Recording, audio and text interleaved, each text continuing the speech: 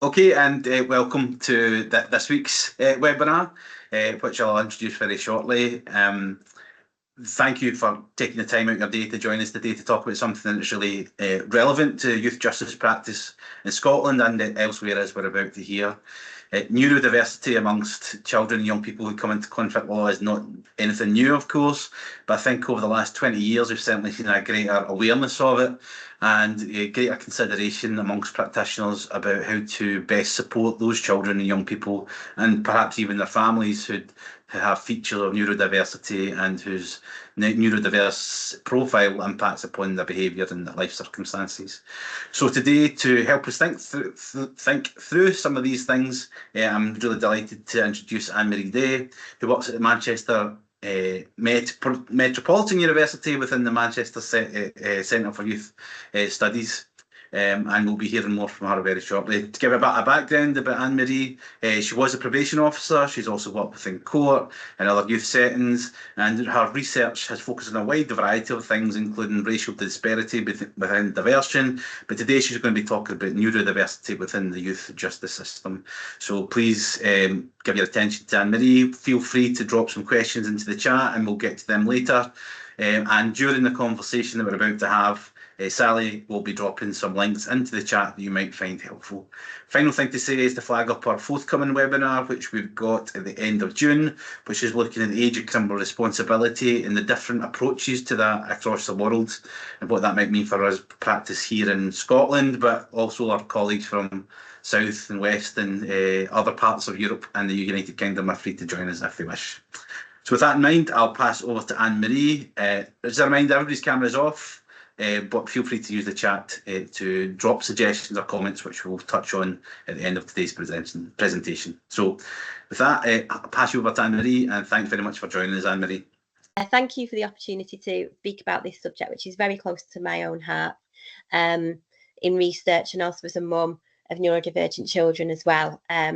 So yeah, I will share my screen and we'll just run through a bit of a summary of what the research tells us about this area and what some of the encouraging practices are around working with neurodivergent children in the justice system. So I'm hoping you guys can see a slideshow. If you can't, please unmute and let me know, because I'm now in a state of panic about all the tech. We can see Anne-Marie, don't you worry. Thanks, Ross. Oh my God, I'm normally so calm as well. Yeah, so thank you for the opportunity to speak.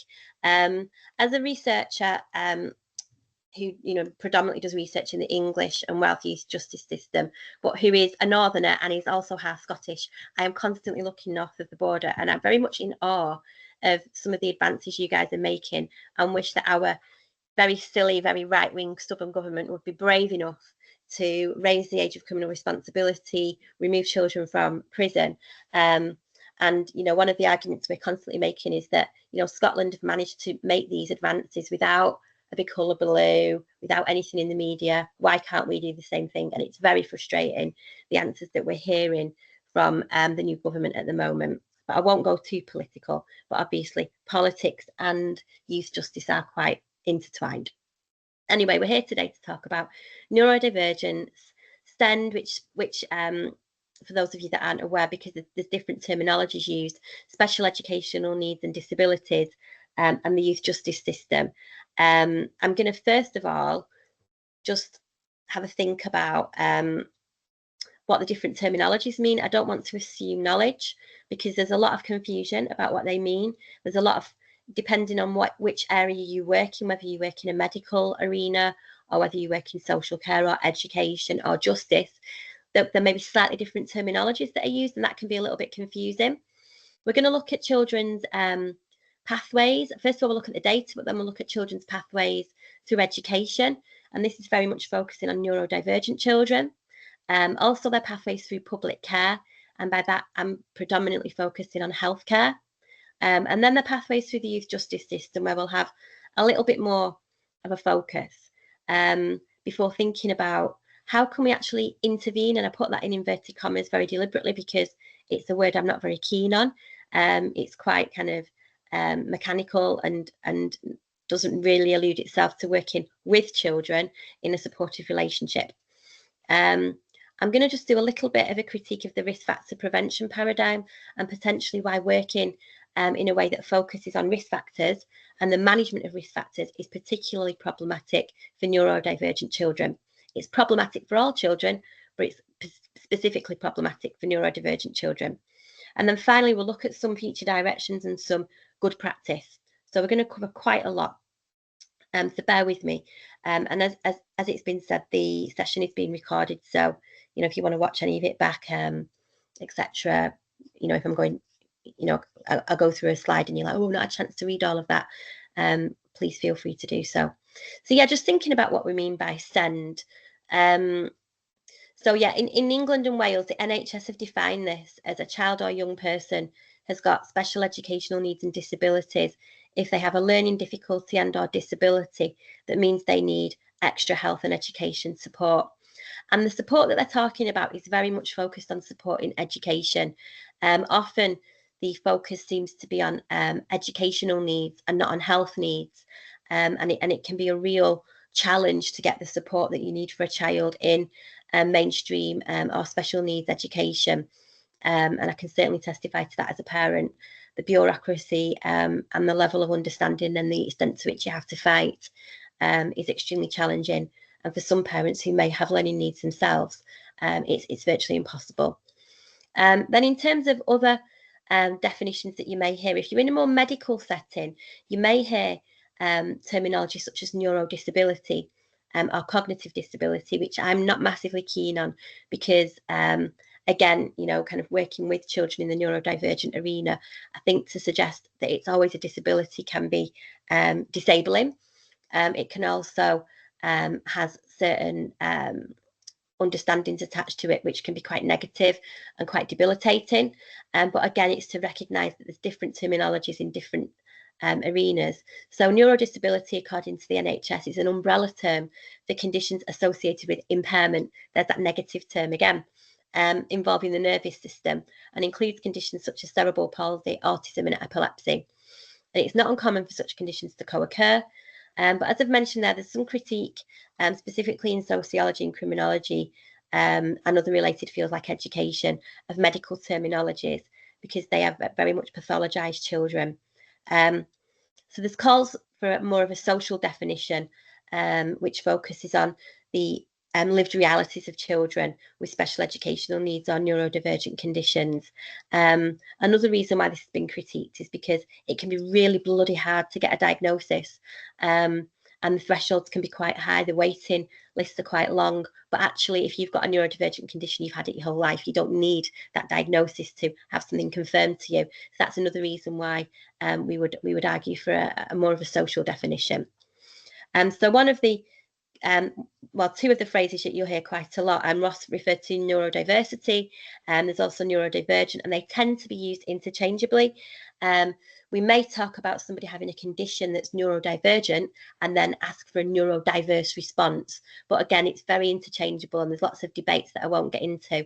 But typically, the conditions that are covered, as you can see with this this diagram on the slide, covers a range of conditions: ADHD, attention deficit hyperactivity disorder, autistic spectrum condition, ASC, developmental language disorder, dyslexia, dyscalculia, dyspraxia, and so on. And as you can see, there's a lot of overlap as well. Often children or adults will have more than one condition. They may have diagnosis, they may not. They may not want diagnosis. There's also the phrase ADHD, which some of you guys may have heard, which is where we're seeing more and more people diagnosed with ADHD and autism. And the impact it then has on children and adults, as you can see in the kind of many circles on the slide, can really vary. You know, and it, you know, for one person who's got ADHD, it could be that their brain is overactive, but they may appear quite physically still. But for somebody else, it could be that they're constantly fidgeting and struggling, and you know, to keep still, but mentally they may be more focused.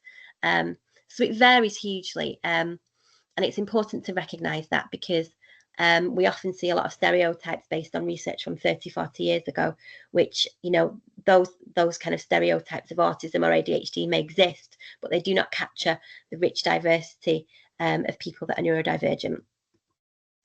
I just wanted to spend a little bit of time myth busting.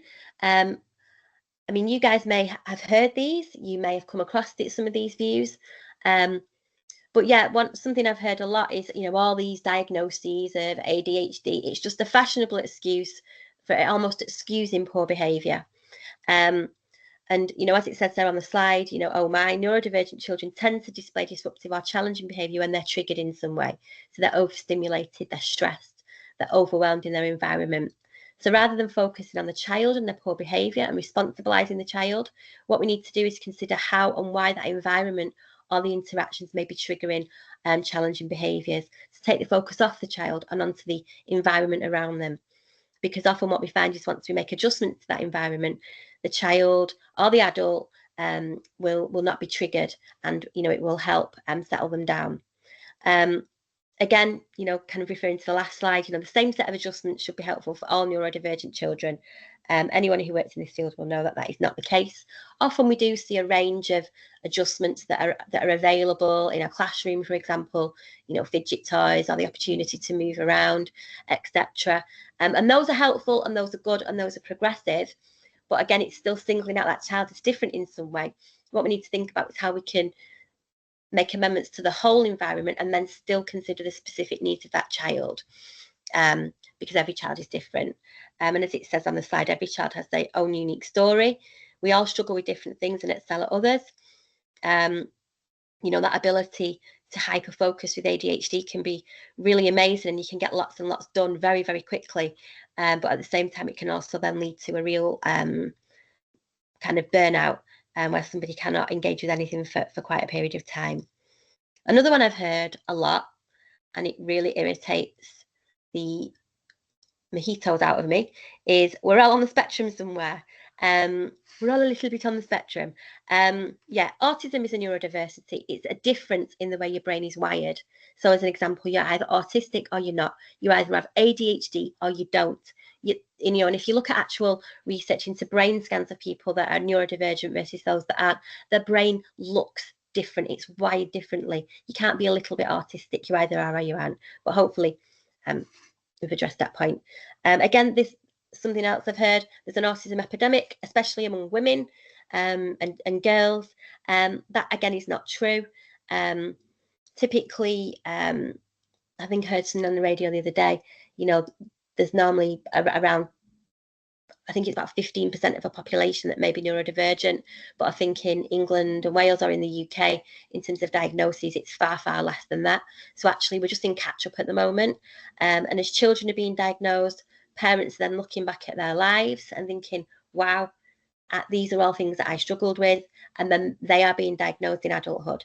And if any of you guys watched the Inside Our ADHD Minds that's presented by Chris Packham, I would really recommend that series to you. There's an Inside Our Autistic Minds, our ADHD Minds, and our Dyslexic Minds.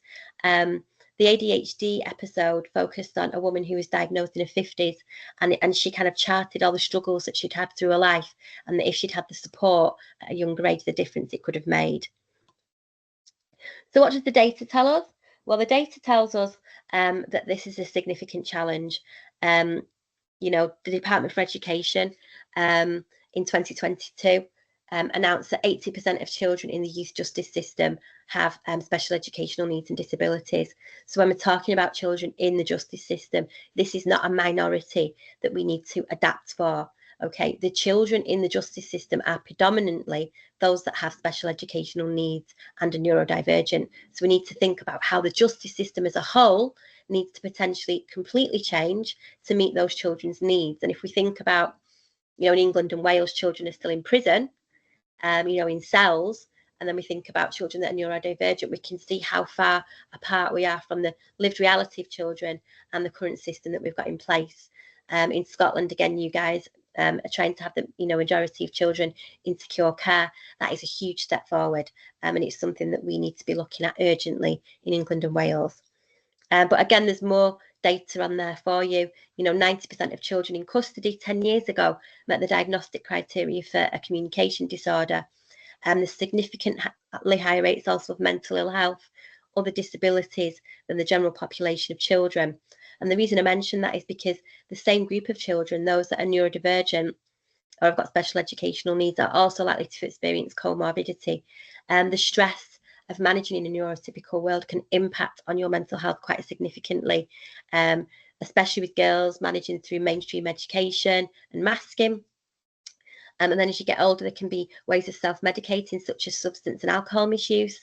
And then associated challenges, and there's huge overlaps with ASD, with speech and language communication, and fetal alcohol spectrum disorder. So the data tells us that this is a significant problem. So just moving on, I just want to kind of look at the specific pathways of children and what the research tells us. And I want to focus on education, health, and the criminal justice system in particular.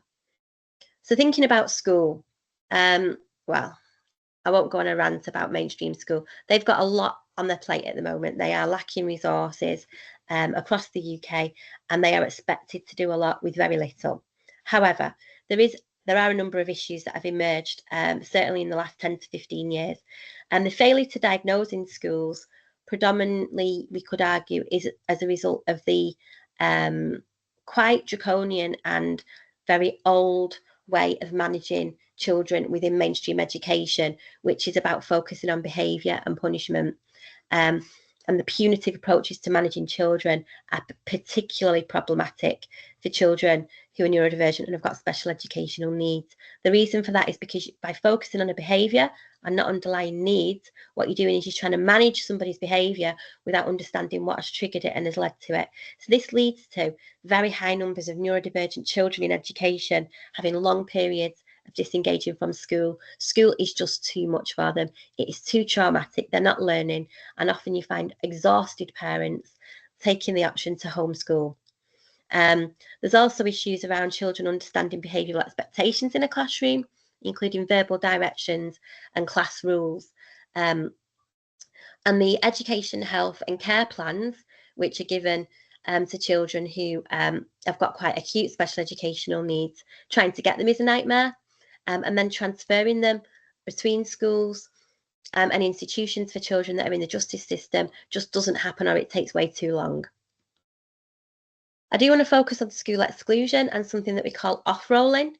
Off-rolling is this idea of, this phenomenon where Timpson in 2019 called it exclusion with no name. And it's where children are off-rolled from school because they're not coping, or because schools encourage it because they can't meet their needs. And it's been reported by parents as a method used by schools to increase their Progress 8 score. Now, if you're not sure what the Progress 8 score, I'm not sure if they've got something similar in Scotland, but it's basically a measure of the progress a child makes from entering secondary school through to when they leave.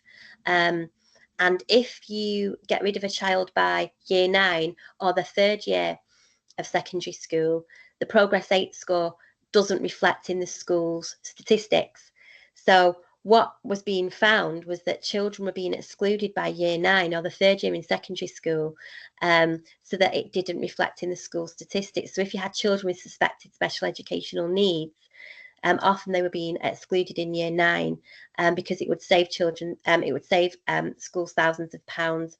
And it was often more difficult to exclude a child with special educational needs or with an EHC plan than a child with unidentified needs. So this would lead to schools not assessing for needs and just getting rid of a child according to their behaviour. And we know this is something that is still going on. And we know that children with special educational needs and neurodivergent children are disproportionately excluded. 78% of permanent exclusions in England and Wales were for children on send or free school meals. And often they'd be sent to an alternative provision when they're excluded, or a pupil referral unit.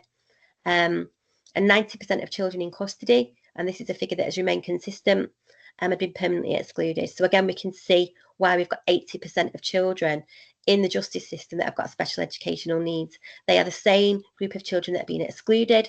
They are the same group of children that are being that are in alternative provision and that are disengaging from that, and that are potentially then being exploited into criminality or are being criminalised or drawn into criminal behaviours. So this failure to meet children's needs, often in alternative provision or pupil referral units, what we found is that a lot of the children disengage with education by about 14, 15, and they end up, again in inverted commas, on the streets, because have they ended up there, or have they been failed by multiple systems, not recognising their needs? We know the links between educational disadvantage and offending. They're well established by multiple studies, including, Macara and McVie's Edinburgh Youth Study. Many children are often not diagnosed or adequately assessed until they enter the justice system or custody. And I've done some research on that, as have others. They then get released from the justice system or custody without adequate support or appropriate access to educational support, and that vicious cycle of reoffending upon release from custody continues. So we can see a very clear link between educational disadvantage and drawing children into the justice system. And this is a quote from a parent I interviewed just a couple of years ago, and I've heard this so many times, it really breaks my heart. I know it sounds bad, but I'm so glad that the youth offending team have actually come into our lives, because I feel like I'm getting some support for my son, and I'm actually getting somewhere. If I had £1 for every time a parent had said, it sounds really bad, but I'm almost glad that my child is now committed an offence, because they're finally getting the help that they need. The frustration from parents who've been shouting from the rooftops about the help that their child needs for many, many years, and it's only when the youth offending team have got involved to advocate with education or to assess the child that they finally start getting the help they need. And we know that that is often too late, and it needs to be much, much earlier, ideally in primary school, before a child is 11. So just moving on to public health and healthcare disadvantage. Mental health support services across the UK are in a state of crisis. In England and Wales, the most recent data shows that 250,000 children are waiting more than 1 year for assessment and support, which is just horrific, because often a parent will not go to a GP to ask for help and support until they are at crisis point. The demand has increased, funding has stagnated, and the CAMHS workforce faces chronic shortages, and we need more staff, but we're struggling to maintain the amount that we currently have. There's an average wait, I mean, this is just shocking, of 100 days for a child with a life-threatening medical condition, i.e. They are at a point of attempting to take their own lives, and they have to wait more than 3 months. The longest waits for assessments for autism are at nearly a year. There's also issues and overlaps for children with care experience. I'm not going to focus on that today because it's a whole separate webinar, which I'm sure you guys have looked at. But again, if you're a child in care, you're 4 times more likely to have a special educational need, 5 times more likely to be permanently excluded than any other group of children. And some recent data from children in custody shows that the single most overrepresented group is children in care, which accounts for 2/3 of children in custody. So again, extremely vulnerable children that we're talking about here. So thinking about criminalisation and the impact of trauma, because I think that if we look at the impact of trauma and many of the symptoms of trauma, there's a lot of overlap with neurodivergent conditions. There's also some recent literature around neurodivergent children's experience of primary universal services is also traumatizing in itself. So trying to navigate your way through mainstream education, the healthcare system also can be traumatizing. So there's so much overlap and nuance here. It's important to recognize that. With some research that I was involved in a few years ago, we interviewed 48 children in custody, and of these, 19 had a diagnosed or undiagnosed mental health condition or special educational need or neurodivergent condition, and all had experienced significant trauma or abuse in their early childhood. And Barry Goldson has done some work on it recently, and he argues that children with special educational needs or a neurodisability and mental ill health are still more likely to be criminalised by education and youth justice systems than other children in the justice system. And the nature of their condition can make them more likely to be criminalised, again, because of difficulties with memory, impulse control, challenges around communication, that ability to withstand peer pressure, and that vulnerability to exploitation and being bullied. I just want to flag up a report by the National Autistic Society from 2022. and they looked at the experiences of young people in the youth justice system. And what they found is that concerns emerge again, this age of 13 to 15 seems to be really problematic. And concerns emerge first around that age, because again, these kids are more likely to be led or influenced by others, potentially more likely to be violent or aggressive or damage property and be excluded from school. And what the National Autistic Society found was, again, these behaviours were a result of not receiving appropriate support, not getting the diagnosis, and education and health systems not meeting the needs of autistic young people. They also found that the criminal justice system wasn't equipped, that where there was information on diagnosis, it wasn't shared, that adaptations were not made appropriately, and there was a lack of awareness from professionals across the criminal justice system. And they very sadly reached the conclusion that the impact on children and their families, because we must also remember families and parents in this, as a result in the involvement in the criminal justice system, was devastating. So let's just focus specifically on different elements of the youth justice system. And I want to do a little focus on the police. We know that children are underprotected and overregulated when it comes to their involvement with the police. Typically, again, you know, when we look at all outcomes and interactions with the police across the UK, the vast majority of those result in no further action. We're talking 60% to 75% of interactions result in no further action being taken by the police. So we know that the police are getting overly involved in the lives of children unnecessarily. And often they're stepping in and being called when other agencies that are very depleted should potentially be responding. So, you know, children that are disproportionately educationally disadvantaged, those that are in care, tend to spend more time on the street, which means they're more visible and it raises their profile with the police. This can lead to extra focus being placed on these kids. We know children in care can be criminalised for minor behaviours. You know, if the residential care setting is ringing the police regularly for criminal damage, or the children are running away from the setting, they become known to the police. That increases their visibility. And then when the police get involved, there's multiple evidence to show that they're not equipped to meet the complex needs of this group of children. Research on adults, this is neurodivergent adults, shows that the police custody suite is deeply unsettling. It's noisy, it's loud, it's intimidating, it's scary. There's a lot going on. There's a lot, you know, to overwhelm somebody. And this can result in challenging behaviours in the police custody suite, which then can be interpreted by the police as non-compliant and make them less likely to be offered diversion and potentially less likely to be bailed and more likely to be held in a cell and criminalised. Other issues at the police station, we know, failures to offer an appropriate adult, that is for vulnerable adults and children, meaning that children and adults are often not getting the assistance that they need to understand police processes or have someone who's advocating on their behalf. I just want to mention some legislation, because obviously we're all kind of subject to the Equality Act, and there's also the European Convention on the Human Rights. There's the United Nations Convention on the Rights of the Child. Now, these provide specifically for the right to a fair trial, which includes being able to participate effectively. And that includes at all stages of the criminal justice system, being able to understand what's going on and participate and advocate for yourself. And this has actually led to concerns that the law cannot effectively safeguard these rights for children in the youth courts. And that's for all children, but specifically children with special educational needs. You know, effective participation means you need to be able to follow what's going on in court and understand what's going on, and also be able to express your views and have them taken into account. Now, 9 years ago, the youth justice system in England and Wales was reviewed by Charlie Taylor, and he said, you know, then children are passive recipients of justice. They do not understand what is going on throughout the process, and especially in court. You know, I've got a law degree and I've worked in court, and when I go in there to observe what's going on, I have to listen very, very carefully and remind myself of the processes, and I find it difficult to completely follow what's going on. So how on earth can we expect children to follow and understand court processes?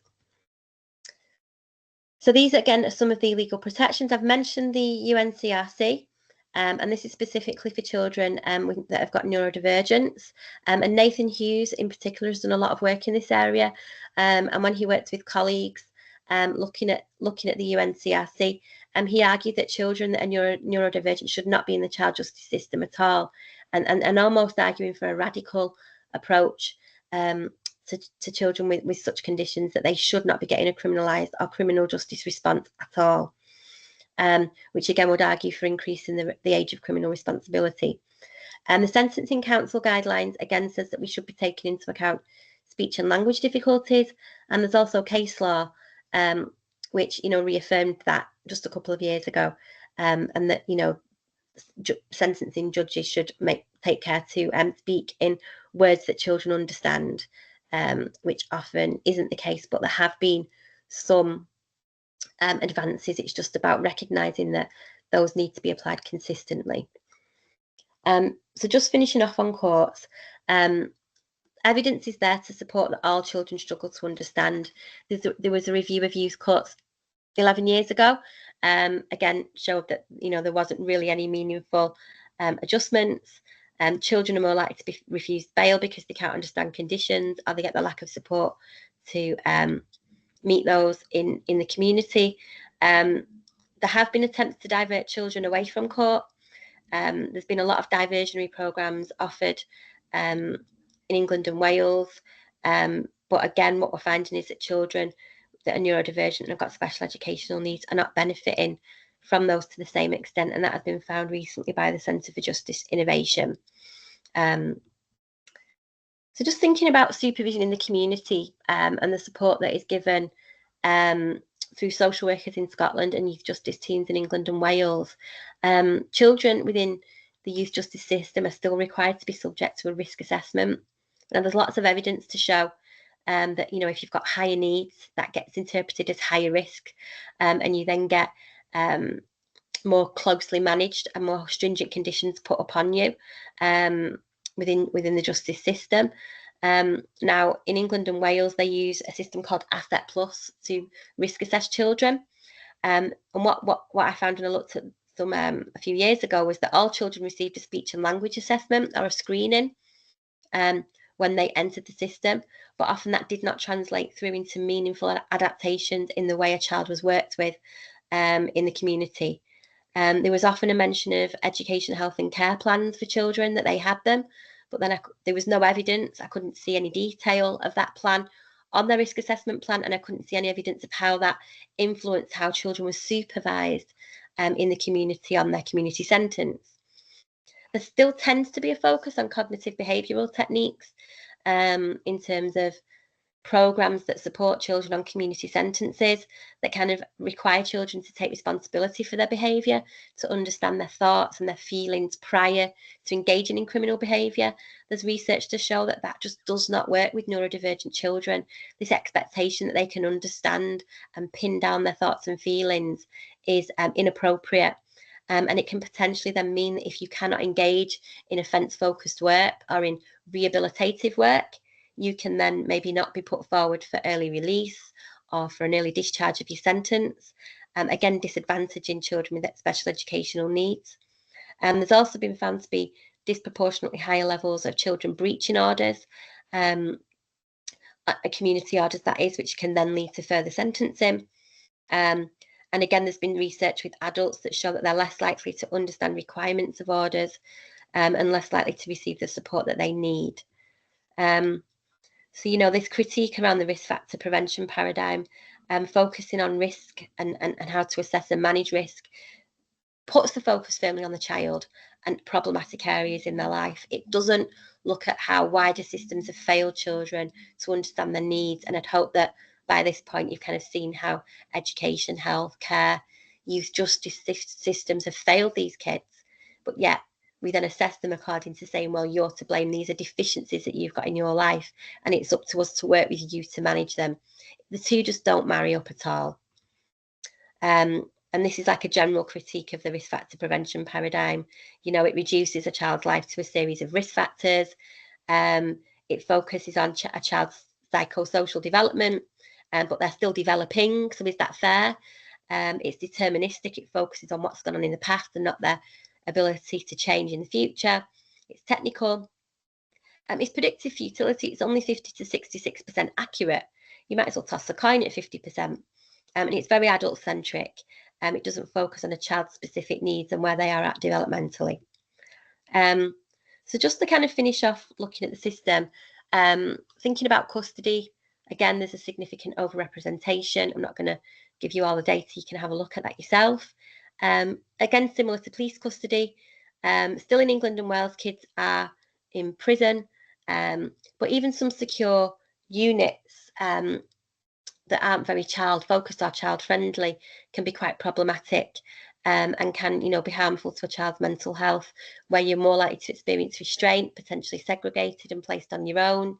And this can often trigger mental health or self-harming behaviours or suicidal thoughts. Behaviour management regimes, again, can be quite adult focused, that have been adapted to children. So, you need to behave and comply with a regime, whether that's in a secure setting or in prison. If you don't, within prison, you can certainly be put isolated in a cell for up to 23 hours a day. If you've got ADHD or autistic, that is going to send you insane.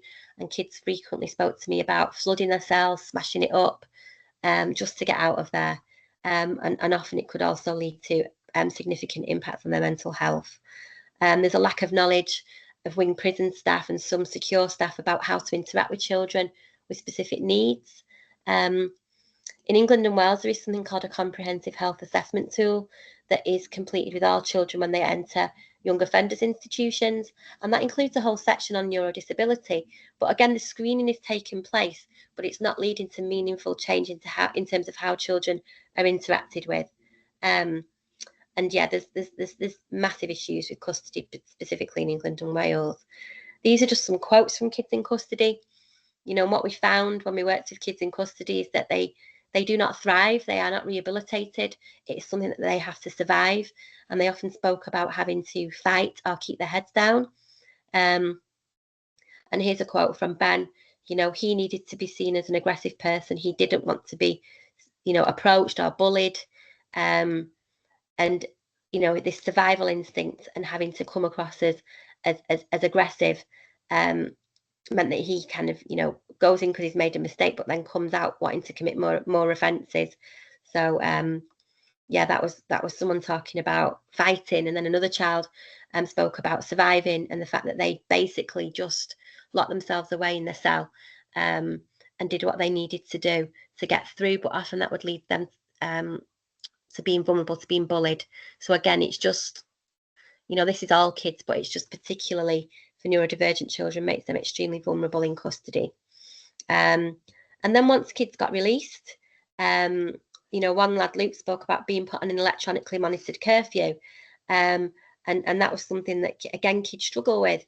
They've been locked up and then they come out and they're on a tag. They're neurodivergent, they need to move around, they need to kind of get mental space from things, and just generally struggling. So just to wrap up and think about future directions, we need a lot of reform, and there is some progress that has been made. The National Autistic Society report, at the end of the report, it made some suggestions of reasonable adjustments under the Equality Act that could be made to the current system. And that's, adaptations to police cells, to court settings, to custodial settings. And I'd encourage you to have a look at those. Again, good practice guidance. We look north of the border, Scottish children's hearings, which combine welfare and justice, and the mandatory attendance of education professionals and social care professionals, which just doesn't happen in England and Wales at the moment. There's no representation or a lack of consideration for children's welfare. There's been some work done by Nottingham University about adaptations that could be made to the police suite, and again, there's a link there. And there's hearings that can be put in place within criminal processes, a consideration of what special adaptations need to be made to meet children's needs within a court setting, and the use of an intermediary, which is often somebody who is a qualified speech and language therapist, who will be present for children during the court process to ensure that their speech, language and communication needs are met within a court setting. These are all examples of good practice that we need to think about how to make much more readily available throughout the justice system. One last thing I want to mention is a report that was published last month. The C Foundation, which is a group based in London, and is made up of senior judges and people from the House of Lords, and Lord Carlisle is part of the group. They kind of wanted to do an update on the Carlisle report from 2014, and they were horrified to see the lack of progress that had been made, particularly for children with special educational needs and neurodivergence. So over the last 2 years, I've been involved in the working group. We looked at what reform could be made to the youth justice system for children with SEND, and we looked at the whole system, and we asked for evidence from a range of bodies, and we also heard evidence from Scotland as well, just about what recommendations could we make. And I just wanted to give a summary of some of the main ones, but again, I think hopefully the link to this report has been put in the chat. But again, compulsory teacher training in special educational needs and neurodivergence is something that we need as a minimum. When a child has first contact with the justice system, mandatory screening of all child suspects at police stations, compulsory training in special educational needs and neurodivergence for all police that come into contact with children, and legal representatives who work with children from the moment that they come into the police station. The intermediary should be present during police interviews for all child suspects where that mandatory screening has identified special educational needs or neurodivergence. And also thinking about improved conditions for children detained in police stations. Do they have to be put in a cell? Can they be bailed to go back home and then come back for an appointment? That is just massively underused currently. The court process, we need judicial training. We need it across the piece. Something that's been suggested is a preliminary paper hearing, so that before children even attend court, there should be a discussion amongst the professionals that will be attending that hearing to look at what needs children should have, and then putting those in place before the child even enters court. Specifically for England and Wales, something called Section 9 reports. This is something from the 1933 Children and Young Persons Act, and it basically mandates that local authorities should make reports and should attend court where custody is a possibility or intensive supervision for a child, and basically mandates education and social care to give updates on where that child is up to. And obviously regular review of sentences for under 18s in the Crown Court and youth court, so bringing it back to court to see how a child is doing, and considering whether specific adaptations need to be made to that sentence to meet that child's needs. So almost holding people to account within a court setting. So I think that's everything. I know there's a lot of information there, and it does leave us with a little bit of time for questions, so I hope that's okay. I'm going to stop sharing now, and hopefully I can answer any questions that have come up if there are any. Thank you very much, Anne-Marie. That was a great presentation. You've covered a lot of ground there, and really clear language, which is a good lesson for social workers on the call, perhaps how we should be communicating these issues to people. I think you've touched on a number of issues that are obviously you're related to a lot of English research, but certainly resonates with the picture here in Scotland, where some of those challenges, or if not all of those challenges, are continuing to be faced here.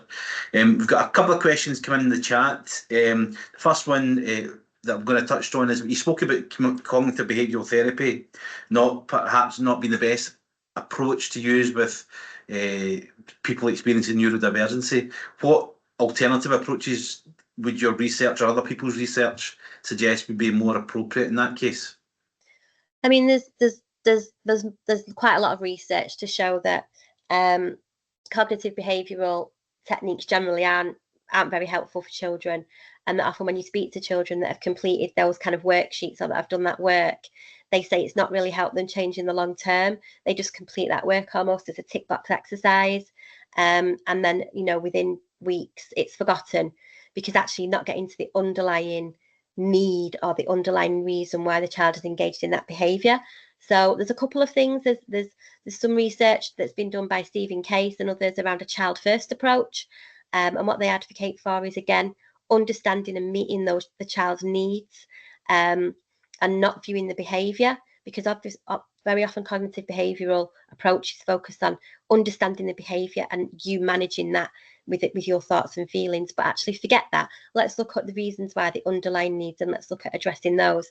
The best way to do that is to work collaboratively with the child. So help them ask them, why did they do what they did, to help them understand why. What needs have they got? It could be education, it could be health, it could be something at home, and then put together a plan jointly to help them address those. Ask the child, where do they want to be in the future? They're here now, but where would they like to be in 6 months' time? And then work with them in a more of a future focused way to help them move forward.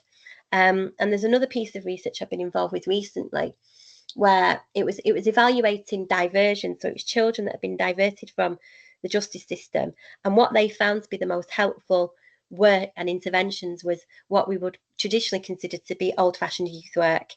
So working with kids, getting to know them, building a relationship, having that mentor type relationship with them, doing activities, understanding, getting their trust, because it's only when you've got a child's trust and had that time to build a relationship that you will really start to do meaningful work with them. So those are a few ideas, if that helps.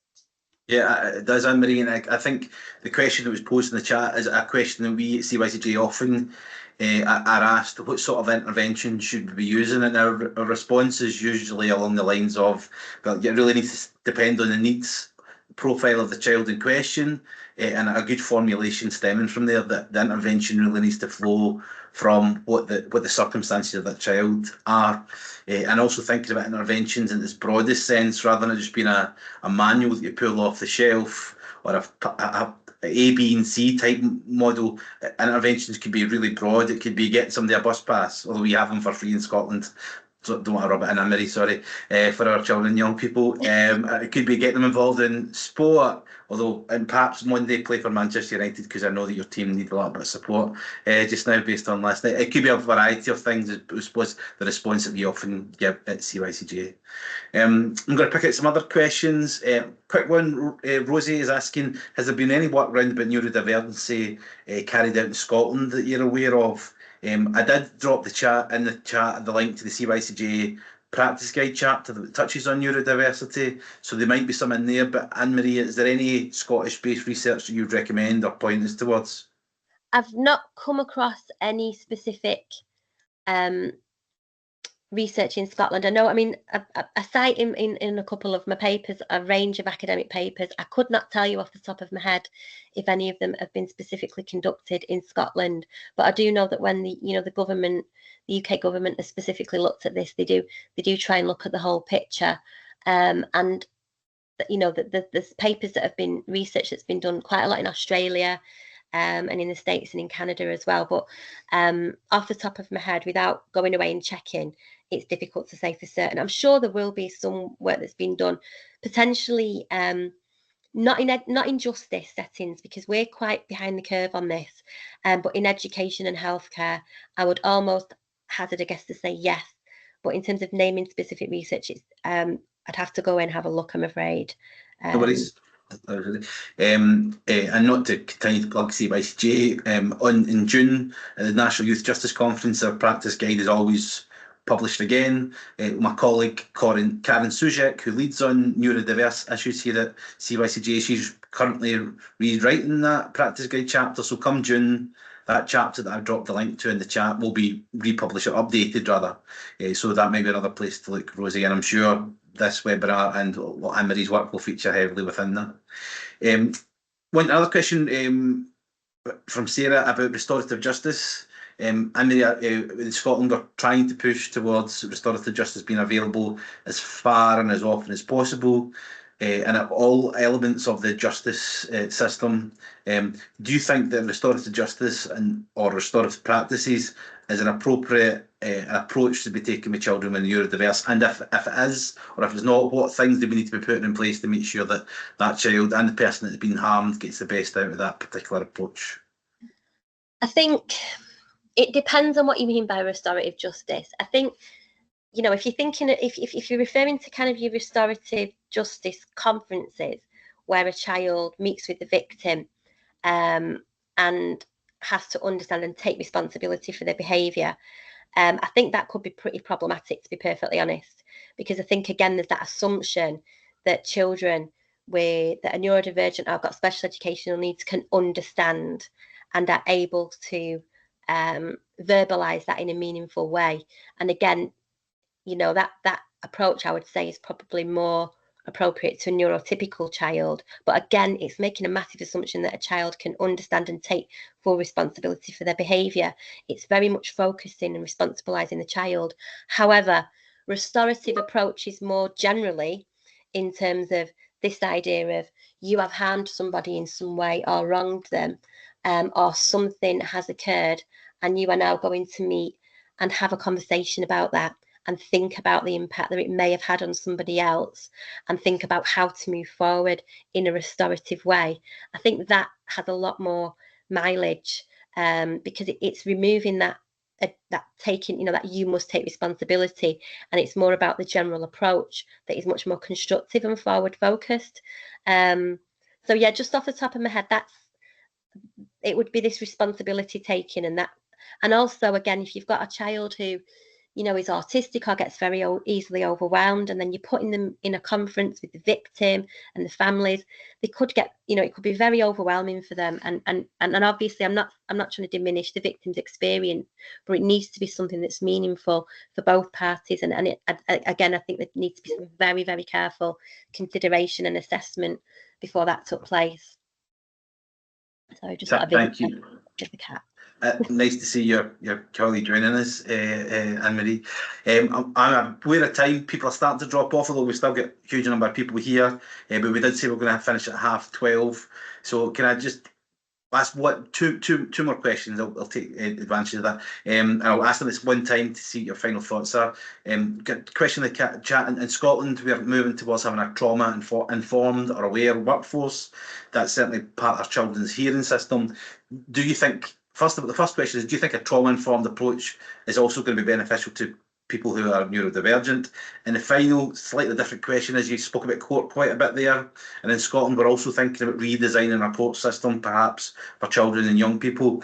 If we were to redesign the court system, what things would it, physically, what would it look like? What approaches would it look like? I know these are two big questions, but you're the perfect person to answer these questions. Answer in 60 seconds. You can have 90. Oh, thanks. Trauma-informed approach 100% is the right way forward. Yeah, I mean, I evaluated a project recently that was working with children at risk of exclusion and youth justice involvement, and it was a family support project that works with children at risk. And the family support project ended up working with neurodivergent children in primary school who were struggling to cope, and the way that they were working was very much in line with the kind of trauma-informed principles, the kind of classic Harrison Follett principles of, relationship, collaborative, all of that stuff. But some of the key elements include, not having a time limit on when you work with somebody, just being responsive to their needs so that you can dip in and out of that service as and when you need it. It being led by the needs of that person and the child and the family, and ensuring that you respond to those needs.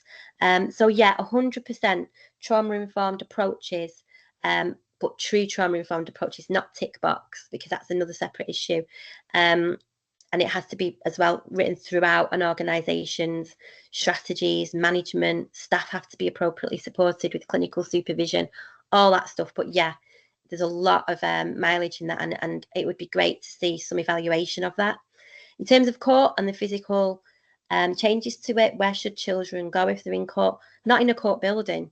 Why do we have to meet in a court building? So let's get it away from a court building and maybe somewhere that is more appropriate to a child. Maybe a community centre, maybe a school, maybe a youth justice office, where they're not being searched by security, they're not having those loud, horrible, echoey rooms, people with wigs. Sat in a room, do we need a table? Can we just sit on some chairs and actually just talk about what our child's done, and discuss how to resolve it? Does it have to be adversarial? Could it be problem solving? So again, I think more of a kind of meeting around the room, almost like a panel discussion, but where the child's voice is represented and advocated for. And I would also echo from the CEIF report this idea of screening children and understanding their needs before they even walk into the room, so that all the adaptations have been made before they're there. So, you know, whether they need an intermediary, whether certain language is needed, whether social stories need to be created, all of that stuff. And it would involve a massive overhaul of the system, but it, you know, a lot of the mechanisms are already there for change. So yeah. That was a great answer within 89 seconds, Anne-Marie. That was great. Thank you again for everything that you provided today. And thanks for everybody that joined us. The recording of the webinar will be available fairly soon once we've got that all tidied up. And I've dropped the link to our future webinars in the chat as well. Please do keep in touch. Any questions or queries or comments, please keep in touch with us at CYCJ. Thanks again, and I'll see you the next time. Cheers.